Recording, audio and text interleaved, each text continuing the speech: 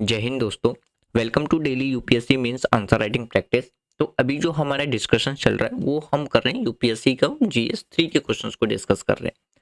Mainly इसमें हम वही क्वेश्चन डिस्कस कर रहे हैं जो कि रिसेंटली 2024 में जो यूपीएससी ने अपना मेंस का एग्जाम लिया था उसके क्वेश्चंस को हम डिस्कस कर रहे हैं। ऑलरेडी जीएस 1 और जीएस 2 हमने कंप्लीट कर लिया है। जीएस 3 का आज हमारा 18th क्वेश्चन रहने वाला है। 18 के बाद 2 क्वेश्चन और रह जाएंगे।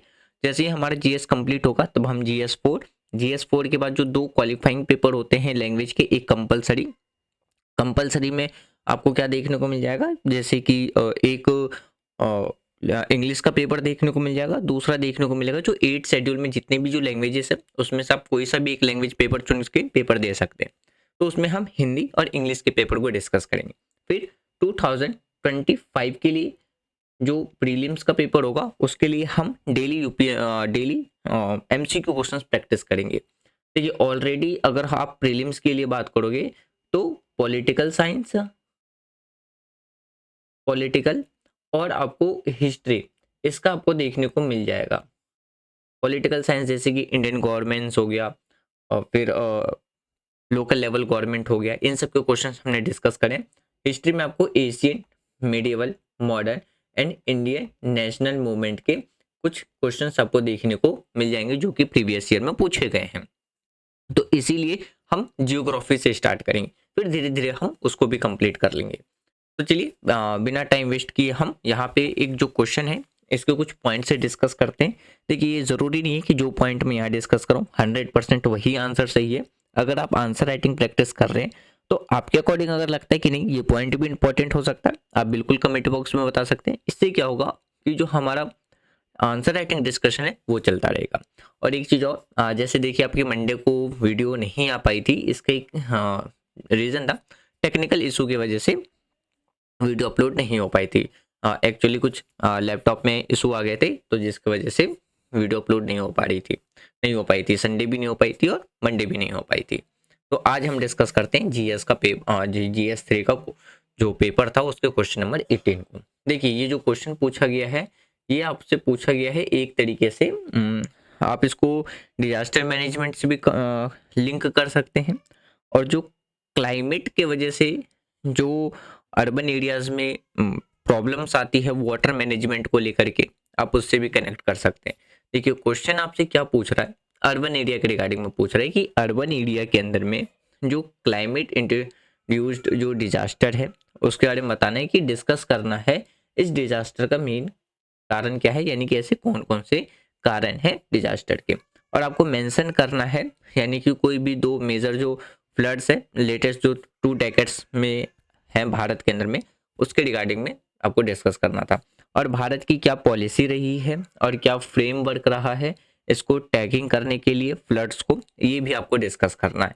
इन शॉर्ट आप हिंदी में भी समझ लीजिए कि हमारी कंट्री के रिगार्डिंग में आपको डिस्कस करना है कि हमारे देश के अंदर जो शहरी क्षेत्र है जैसे दिल्ली हो गया, मुंबई हो गया, या अगर हम बेंगलुरु की बात करते हैं तो एक उभरती हुई जलवायु परिवर्तन आपदा आपको देखने को मिलेगा, यानी कि क्लाइमेट चेंज डिजास्टर आपको देखने को मिलेगा। इस डिजास्टर के कारण क्या है ये आपको डिस्कस करना था। और पिछले 2 दशक, दशक का मतलब होता है 20 साल आप लेके चल सकते हैं। इन 20 सालों में भारत की जो ऐसी किसी भी 2 प्रमुख जो फ्लड्स इंसिडेंट है उसके बारे में आपको बताना है, और हमारी कंट्री की क्या पॉलिसी और क्या फ्रेमवर्क रहा है इसको टैकल करने के लिए, इसको आपको बताना था। 250 वर्ड में लिखना था, 15 मार्क्स का क्वेश्चन था। तो इसमें जो हम पॉइंट डिस्कस करेंगे, सबसे पहले flood in urban area case, example और पॉलिसीज पे डिस्कस करेंगे। यहाँ पे आपको देखो सबसे पहले हम बात करते हैं ऐसे कौन कौन से कारण है कि अर्बन एरियाज में आपको फ्लड देखने को मिलेगा, यानी कि शहरी क्षेत्र में आपको बाढ़ के कारण देखने को मिलेगा। सबसे पहला रीजन आपको देखने को मिलेगा रैपिड अर्बनाइजेशन, यानी कि तेजी से शहरीकरण का होना। देखिए अगर हम रैपिड अर्बनाइजेशन की बात करते हैं इसका मतलब क्या होता है कि जो अर्बन एरिया है वहाँ पे, यानी कि अर्बन एरिया की जो संख्या होती है वो तेजी से बढ़ना। तो अगर हम अनप्लैंड का मतलब होता है कि एक तरीके से बिना किसी नियम के या बिना किसी योजना के जो अर्बनाइजेशन है वो आज के टाइम पे क्या होता जा रहा है, एक्सपेंशन होते जा रहा है, बढ़ता जा रहा है।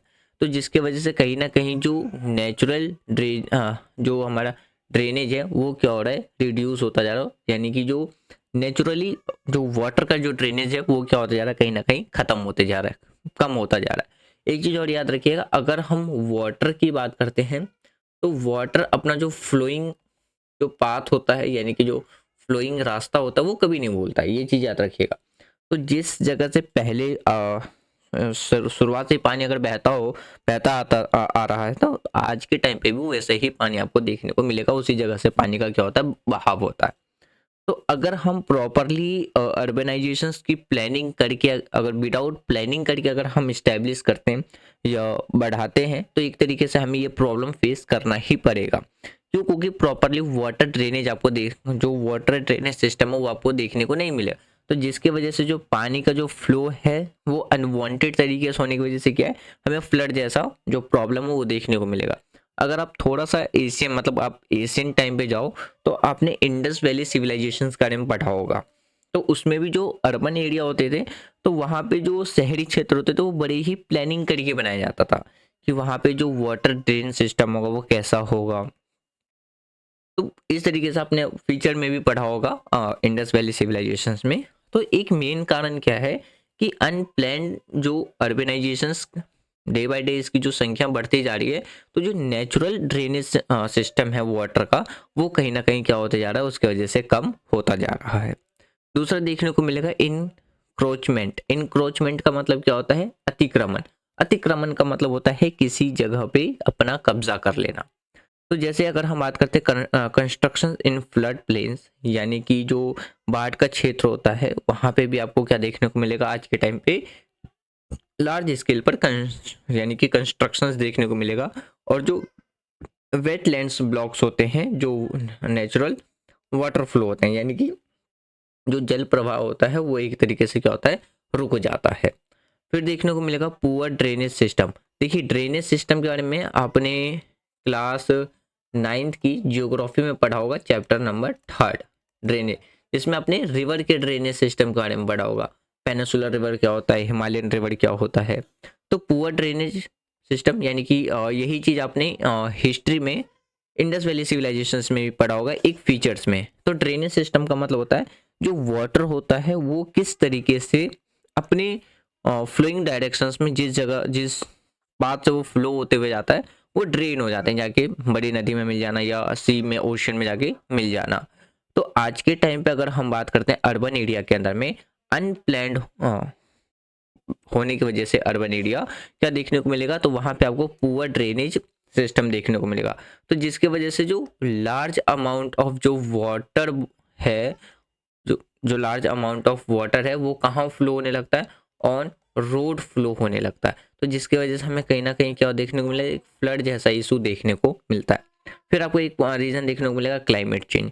सबसे ज़्यादा जो अगर हम पॉल्यूटेड एरिया की बात करते हैं, जैसे देखिए दिल्ली की बात करते हैं तो आज के टाइम पे सबसे ज़्यादा पॉल्यूटेड एरिया है, या हम मुंबई की बात करते हैं, या जितने भी आज के टाइम पे जो डेवलप्ड आपको सिटीज़ देखने को मिलेगा, अर्बन एरिया देखने को मिलेगा, मोस्टली वो किस चीज़ को फेस कर रहे हैं, हाई पॉपुलेशंस को, मतलब हाई पॉल्यूशंस को फेस कर रहे हैं। तो कहीं ना कहीं एक क्लाइमेट चेंज फैक्टर भी देखने को मिलता है, जिसकी वजह से आपको इंटेंस, अब इंटेंस का मतलब क्या होता है, तो इंटेंस का मतलब होता है तेज, और इरेक्टिक रेनफॉल यानी कि अनियमित तरीके से क्या देखने को मिलेगा, एक ग्लोबल वार्मिंग देखने को मिलेगा। अब ग्लोबल वार्मिंग क्या होता है, ग्लोबल वार्मिंग का मतलब होता है कि जो अर्थ की जो हीट है वो रिड्यूस नहीं हो पाती, बाहर फ्लो नहीं कर पाती है।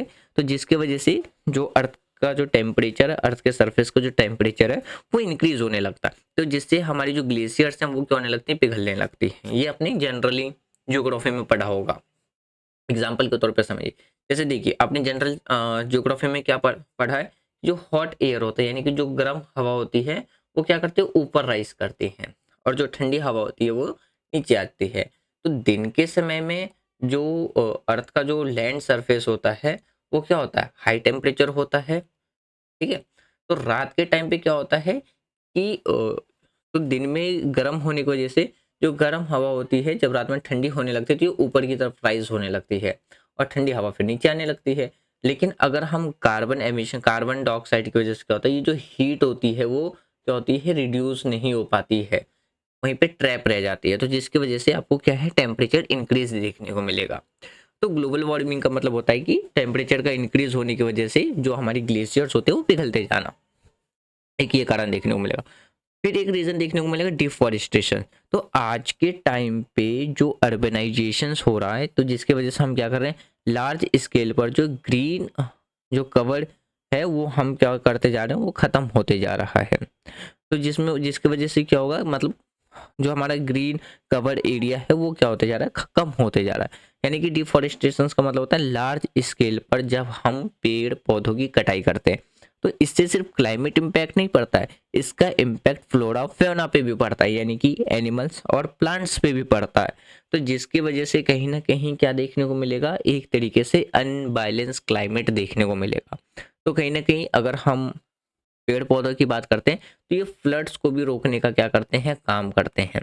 तो एक डिफॉरेस्टेशन से भी रीजन आपको देखने को मिलेगा, एक ऐसा फैक्टर है जिसके वजह से अर्बन एरिया आज के टाइम पे भी जो फ्लडिंग जैसे जो फ्लड जैसे जो प्रॉब्लम्स है वो क्या करता है, फेस करता है। फिर देखिए ये वाला आई वैसे यहाँ से आना चाहिए था, तो इम्प्रेवेसिस सरफेस। अब इसका मतलब क्या होता है, अभेद जो सतह होते हैं, यानी कि अगर हम सड़क की बात करते हैं या बिल्डिंग की बात करते हैं, तो इसमें जो मिट्टी में जो जल है वो अब्सॉर्प्शन नहीं हो पाता है, जो मतलब अंडरग्राउंड वाटर रिचार्ज नहीं हो पाता है, जिसकी वजह से आपको क्या देखने को मिलेगा, यानी कि जो वाटर है वो अंडरग्राउंड नहीं जा पाता है, तो जिसकी वजह से जो वाटर होता है वो अपर लेयर पे ही क्या होते हैं, लार्ज स्केल पर फ्लो होने लगते हैं। तो ये ऐसे फैक्टर्स नजर आएंगे जिसकी वजह से आपको क्या है, अर्बन एरिया में फ्लड्स देखने को मिलेगा। अब देखिए कुछ बात करते हैं हम किसके बारे में, मेजर अर्बन जो फ्लड्स हैं हमारी कंट्री के अंदर में इन 2 डेकेड्स, इन 20 सालों में। देखिए सबसे पहले हम बात करते हैं मुंबई के अंदर में जो फ्लड आया था, वो आया था 2005 में, जिसमें महाराष्ट्र के द्वारा मतलब मुंबई में जो बारिश एक दिन में जो रेनफॉल रिसीव किया गया था वो कितना किया गया था, 944 mm इन सिंगल डे, जुलाई 26। इसका परिणाम क्या निकल करके आया था, जिसमें 500 से ज़्यादा लोगों की डेथ हुई थी और मैसिव डिसरिपेशंस देखने को मिलेगा, मतलब काफ़ी ज़्यादा नुकसान हुआ था। मेन कारण क्या था, एक तो पुअर ड्रेन यानी कि पुअर ड्रेनेज सिस्टम, इंक्रोचमेंट और जो मिथी रिवर था वहाँ पे, यानी कि जो मिठी रिवर था उस पर अतिक्रमण देखने को मिलेगा, जिसकी वजह से वहाँ पे ये प्रॉब्लम फेस आई थी। दूसरा बात करते हैं चेन्नई का केस।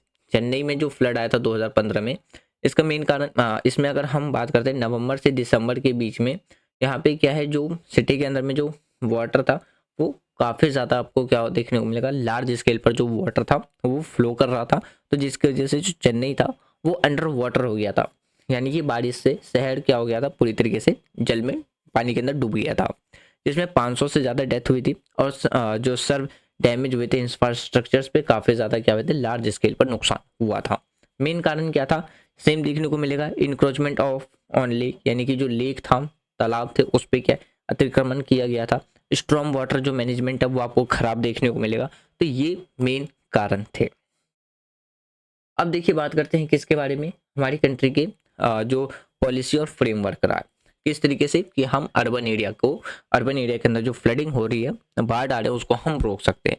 सबसे पहले आपको देखने को मिलेगा नेशनल डिजास्टर मैनेजमेंट प्लान, फिर देखने को मिलेगा अर्बन फ्लडिंग गाइडलाइंस 2010, फिर आपको देखने को मिलेगा Atal mission for rejuvenation and urban transforming, फिर देखने को मिलेगा नेशनल वाटर पॉलिसी, और एक देखने को मिलेगा state action plans on climate change. अब इनके बारे में बात करते हैं। देखिए नेशनल डिजास्टर मैनेजमेंट जो प्लान था, इसका मेन फोकस क्या था कि हमें रिड्यूस करना था जो भी रिस्क है, यानी कि जो भी खतरे हैं, और अर्ली वार्निंग सिस्टम, यानी कि फ्लड आने से पहले या मानसून की कैसी कंडीशंस रहेगी इसके पहले ही क्या करना, अलर्ट जारी कर देना, और अर्बन प्लानिंग पे फोकस किया गया था, इनका ये मेन फोकस था। फिर बात करते हैं अर्बन फ्लडिंग गाइडलाइंस 2010।